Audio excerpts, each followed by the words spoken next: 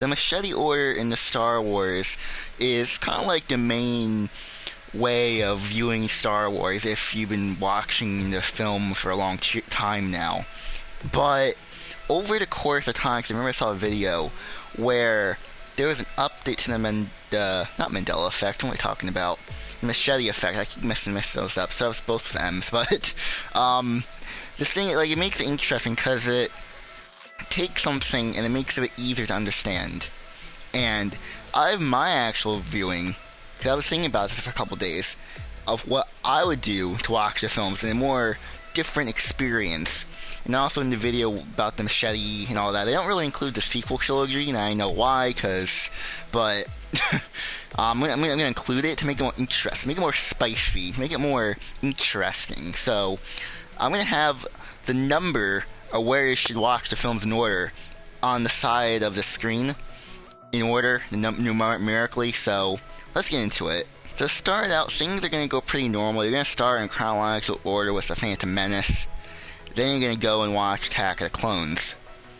But after you watch Attack of the Clones, in my unique ranking, I would actually put A New Hope up next, because when you watch The Phantom Menace and Attack of the Clones, you get used to the setting and the environment, but when you go to A New Hope, things are different.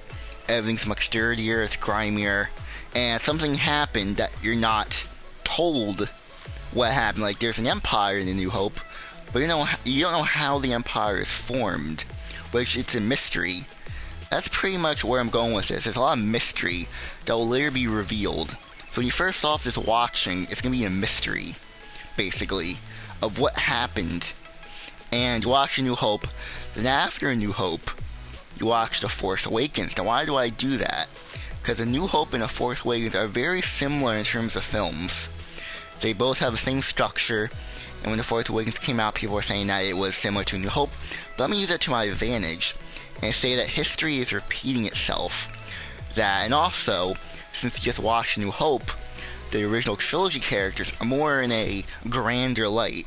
Luke Skywalker is now this great Jedi Master, a former Jedi Master, and you kind of wonder what happened to that. Why is the galaxy in this state decades later? It leads to that more mystery than there already was. And I think that is very interesting to do that, because you're introduced to the original trilogy characters. Now you see them in as old people now, and you're like, what happened to them during their life? Well, we now go back in time. The next thing we're gonna watch is The Empire Strikes Back, and you're gonna watch it, and you're gonna have the big reveal of Darth Vader being Luke Skywalker's father. And after that, you're going to Revenge of the Sith, where everything's gonna be explained.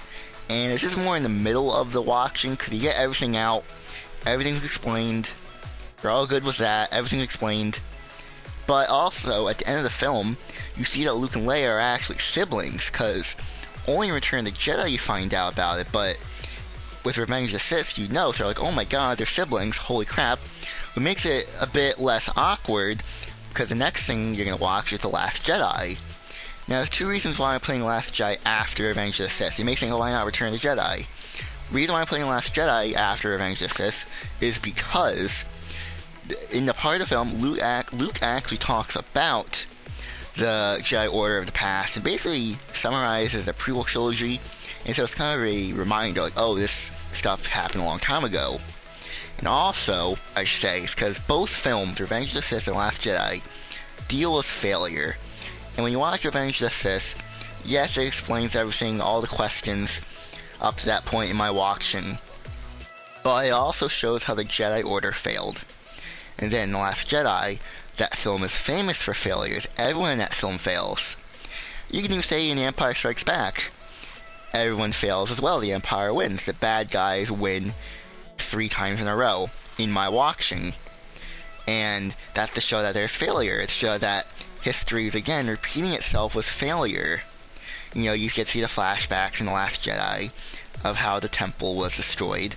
And it's supposed to bring flashbacks, or because you get to watch the temple being destroyed decades earlier, and stuff's happening again. Now, after you watch Last Jedi, in my watching, you then go back to Return of the Jedi, where you get to see Palpatine and the redemption of Vader. They get to finish the original trilogy. But right after Return of the Jedi, you put in Rise of Skywalker. Because Palpatine's defeated, or so you saw he's defeated, but now he's alive again. After all this time, decades later. And I know some people may be a bit salty about that, like, why are you putting Rise of Skywalker last? Mainly because the last film in the franchise, or in the saga. And I'm not including Solo or Rogue One in this, because it's just too messy and makes things more complicated. I'm just doing the 9 installment films. So Rise of Skywalker's last. Now, if you want, you can switch to 2 of them around. If you're going to do my watching, which that'd be great if you did, because that'd be kind of weird. You're listening to my advice. You can flip them around. You can watch Rise of Skywalker first, because that's right after Last Jedi. You go into that, so maybe it's a better connection.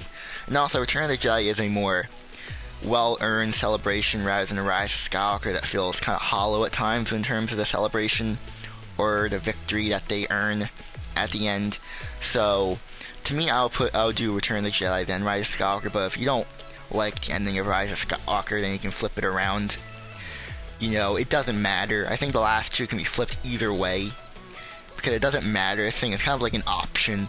But for the rest of the watching, I recommend just going with that, what I said, or what is on screen right now, the order, because I think it's kind of cool.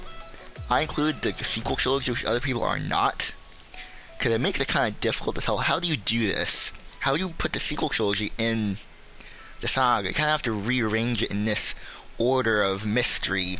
In the start of the watching, and midway through you explain everything. Then everything else is just after that. I think the main thing with the saga, with the 9 films, is history repeating itself. You can say whatever you want about the sequel trilogy, but what they do is that they show history repeating itself. With the events of A New Hope and The Force Awakens happening again, then The Last Jedi, you had the temple being destroyed, Luke's temple, which is a reminder of the Jedi in the prequels, how their temple was destroyed, and the Empire rose from that. But in the sequel trilogy, it's the First Order.